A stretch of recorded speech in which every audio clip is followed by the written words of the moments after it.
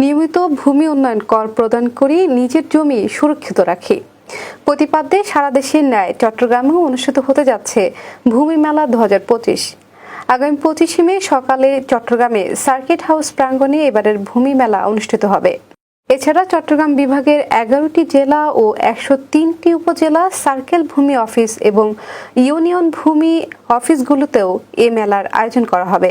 বৃহস্পতিবার এই আয়োজন সম্পর্কে বিস্তারিত তুলে ধরা হয় সংবাদ সম্মেলনে।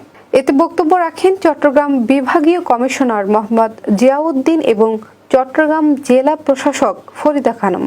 সংবাদ সম্মেলনে জানানো হয়, চট্টগ্রাম সার্কিট হাউস প্রাঙ্গণে 12টি স্টলের মধ্যে 6টি স্টলে মহানগরের 6টি সার্কেলের যাবতীয় ভূমি সেবা দেওয়া হবে। 2টি স্টলে জেলা প্রশাসকের কার্যালয়ের LA শাখা ও রেকর্ড রুমের সেবা, 2টি স্টলে চট্টগ্রাম জেলার জরিপ ও ভূমি রেজিস্ট্রেশন সংক্রান্ত সেবা এবং 2টি স্টলের মাধ্যমে বাংলাদেশের যে কোনো প্রান্তের অনলাইন ভূমি উন্নয়ন কর প্রদান, নামজারির আবেদন সহ অন্যান্য সেবা দেওয়া হবে। আমরা জনগণের কাছে এটা আরও সহজভাবে কিভাবে পৌঁছে দেয়া যায়, সেখানে কতখানি আকর্ষণীয় করা যায়, প্রত্যেক জেলা প্রশাসক কিন্তু নিজ নিজ ব্যবস্থাপনায় সেই আকর্ষণীয় করে রাখার ব্যবস্থাটা কিন্তু নেওয়া হবে।